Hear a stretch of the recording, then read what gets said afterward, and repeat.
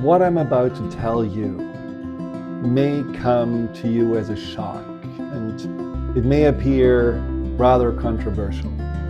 But I want you to know that what I'm saying comes from love and compassion for you and for anyone who is struggling with anxiety, because I know anxiety. I have been struggling with anxiety, for several decades. And I have been helping countless of my clients to overcome anxiety without medication. So I'm familiar what anxiety is like, where it comes from, but also what it can do to us.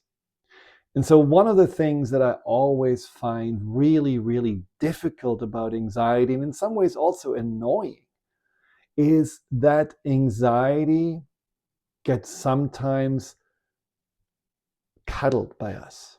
It's almost like as if we are taking the anxiety as a general excuse for us not really showing up as the best versions of ourselves. And we don't do this consciously. It's like what happens when we let the anxiety do this to us. It's when the anxiety becomes our identity. When we are seeing ourselves as anxious people and not as anything else. When we are not really understanding that anxiety is just a small aspect of us. Yes, a loud one, and the anxiety can certainly feel intense, but in the end, it is not really describing all our gifts and talents and truth that are inside of us. Now, the problem is that so many people are told, well, you're an anxious person, so you need to just learn how to manage and cope with the anxiety.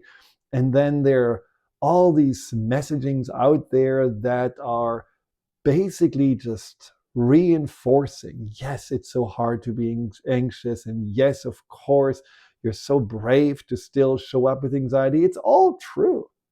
And it's only a little step towards real healing and towards real empowerment, which I believe is really what the anxiety can lead us to. The point is just that I have seen countless times that anxiety can somehow diminish who we are, so that we are actually showing up as a lesser version of ourselves. So here are 5 ways the anxiety can make you a diminished version of yourself. A person that you look at and say, well, that's not really who I want to be. But somehow I didn't realize that this is who I became. Number 1 is anxiety can make you act very selfishly.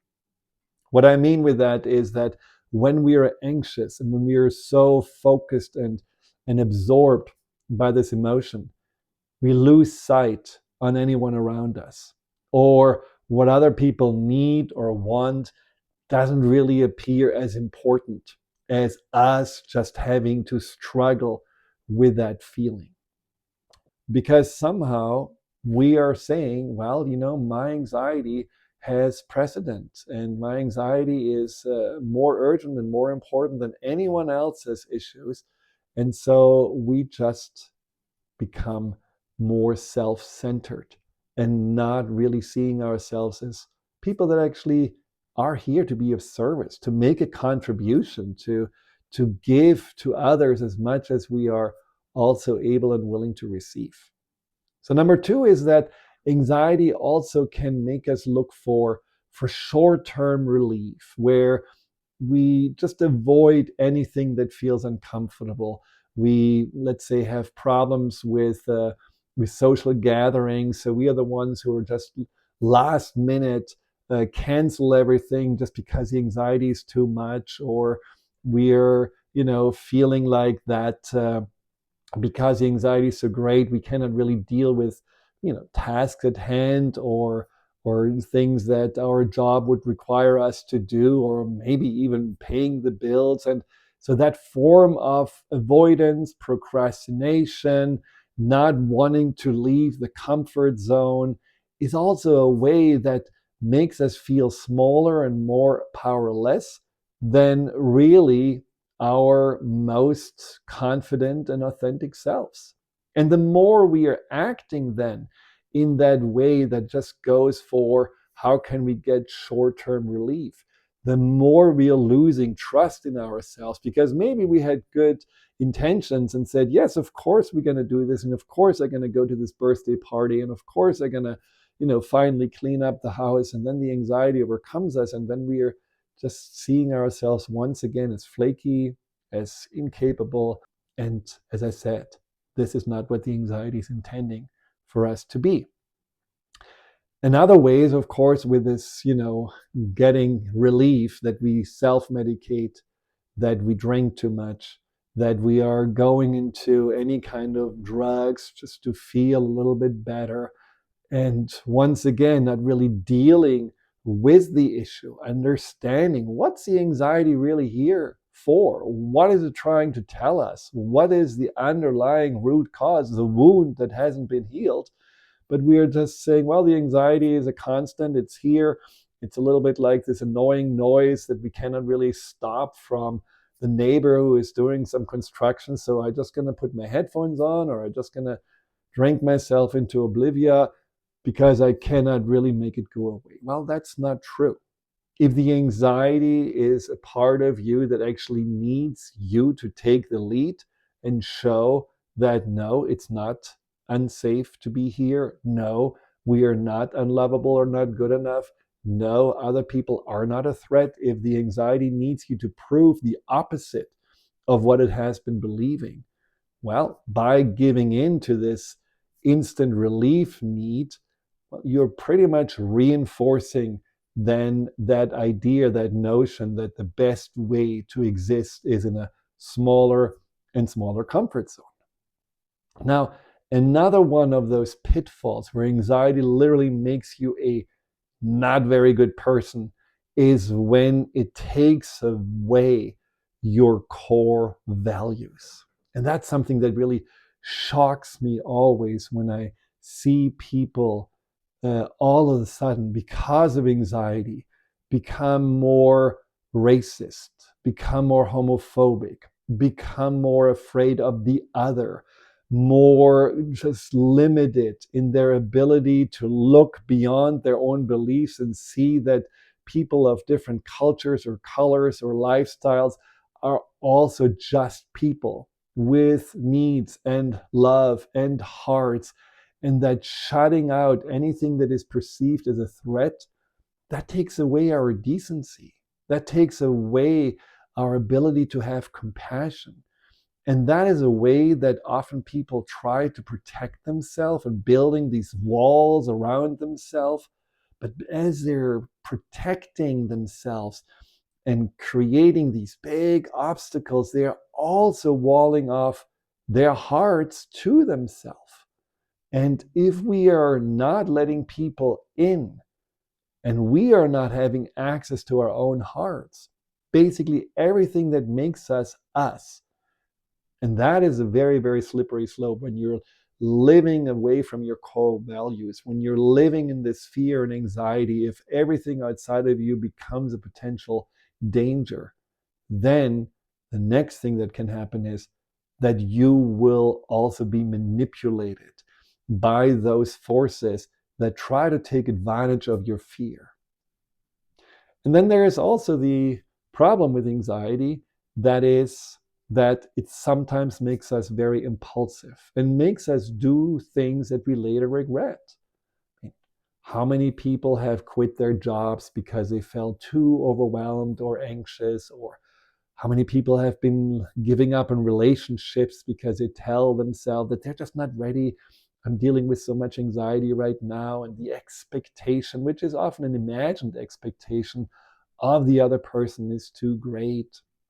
Or how many people would say like, no, I really cannot go and get any kind of coaching or therapy or something like this because this is too uncomfortable, too vulnerable. I rather just gonna isolate myself and sit by myself with my anxiety, and all those impulsive reactions that are about instant relief in the end lead to nothing. They don't really make us uh, heal ourselves. They don't make us even recognize our potential or see the opportunities for more joy and more connection in life. Again, this is where anxiety is all about short term and usually doesn't look into the long term ramifications, the long term outcomes. And then there is, of course, where anxiety can also make us really a lesser version of ourselves when we are selling ourselves out, when we are telling ourselves that others are really what we need to feel safe and comfortable.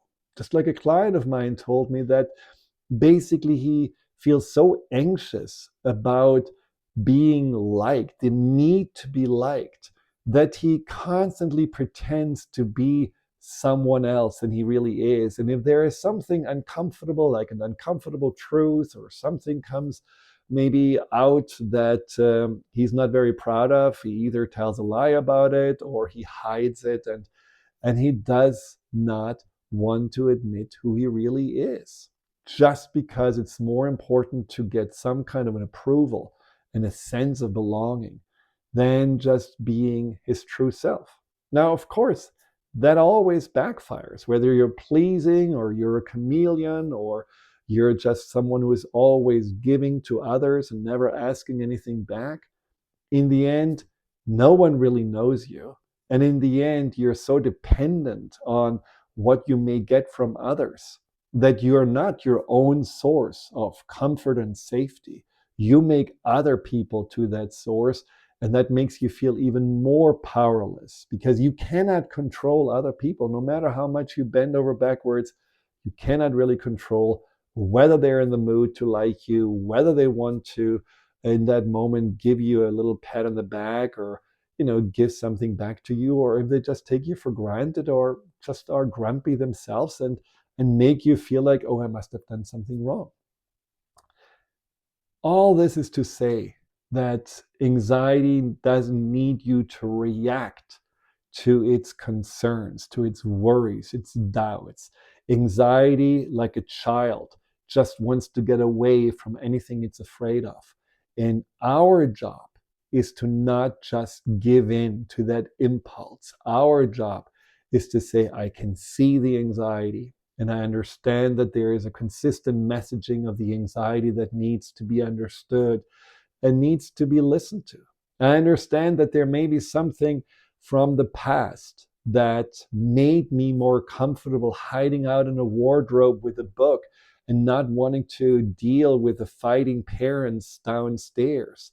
And that ignoring the traumas and just dealing with the symptom, this anxiety, doesn't make that go away because that matrix of self defense is sticky. It stays inside of you and it doesn't change until you are changing it.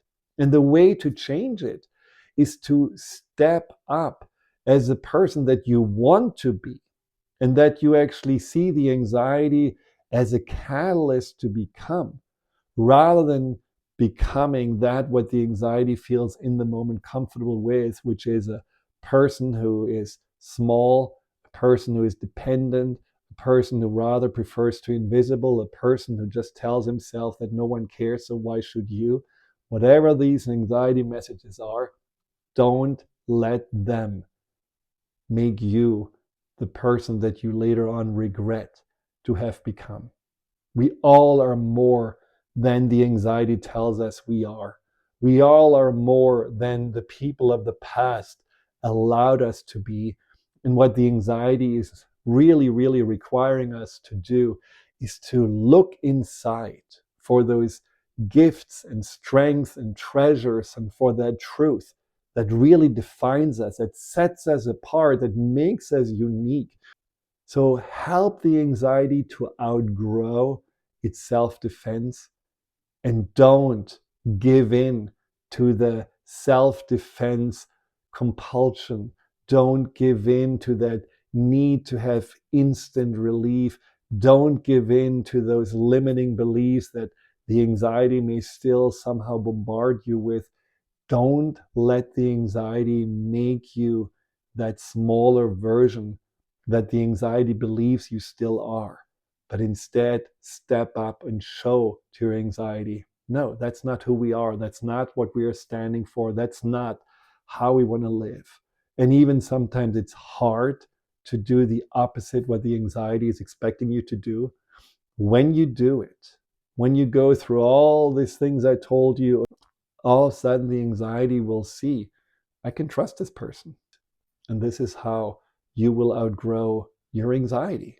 There is a way, and it starts today, one step at a time. So don't let yourself be held back by the illusion of that anxiety is all that you can be and all that you are. Hi, Dr. Friedemann here. Thank you for tuning into my YouTube channel. If you're interested in learning more about fear and anxiety, here you'll find guided meditations, webinars, and interviews with some of the most renowned experts in the field of empowerment. Delve into the over 230 videos and more to come every week.